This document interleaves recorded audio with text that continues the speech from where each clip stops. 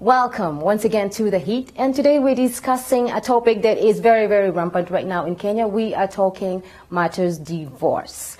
And yes, it is a touchy subject. It is it's like a cancer that is really spreading very fast in our nation and all over. And with us today we have Pastor Daniel Wabala, we have Andrew Kibe, and mostly we just want to understand. We want to understand on the religious perspective. Is it allowed? What do they think about it? Is it something that someone can do? What makes you do it? What makes you just say, enough is enough, I just want to walk out? And then we want to understand also, can someone still hold on? Can someone just stay no matter what happens? Because when you take the vows, you're supposed to stay there. You say until death do us part.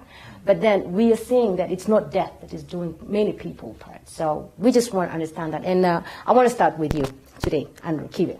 What do you think about that? Do you think that people should just hang in there? Hang in there. I'm a big proponent of people living their lives. We only have 70 years in this world. And that is if you're fortunate. 70 years. 70 years in this world. Right? So why live in an idiot for a good number of years, and this person is making your life miserable? Right? You should go out there. If somebody is being a fool, there are men who are living with the women who are unlivable with.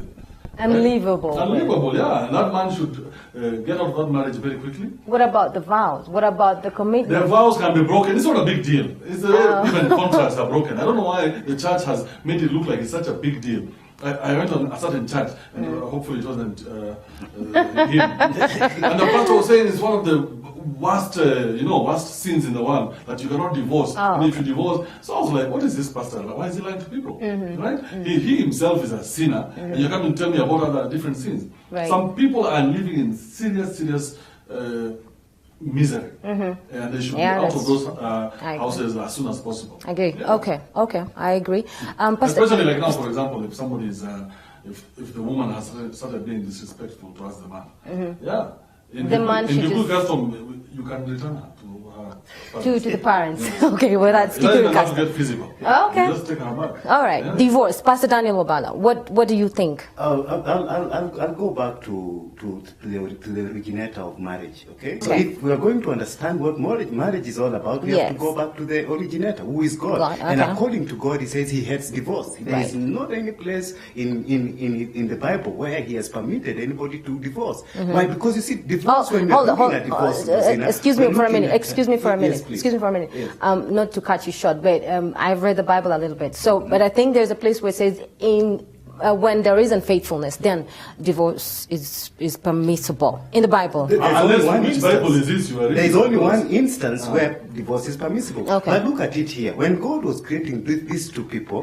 He created them so that they could become one. Then all of a sudden you reach a place, you fell in love with this guy or with this man, or with this guy or with this girl, and then it just suddenly gets to somewhere you decide you can't live with them.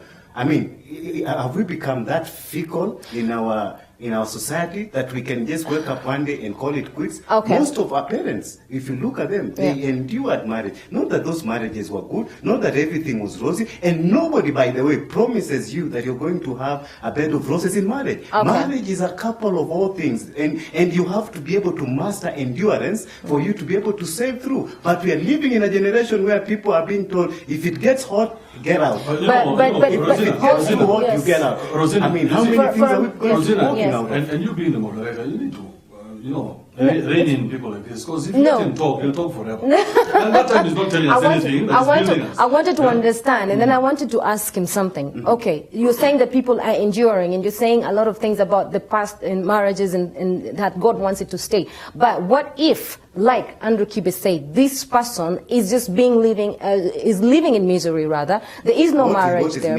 Misery is you're living with someone who is not, the vows, I think that the vows, this is what I think. Hold on, just wait. Having good things. I'm not taking sides.